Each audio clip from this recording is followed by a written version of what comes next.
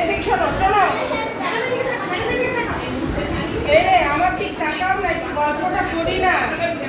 ওই যে ওই চকলেটটা খুব মজা ছিল জানো, এবার যখন আসবে গল্পটা বেশি করে নিয়ে আসতে মিষ্টের জন্য।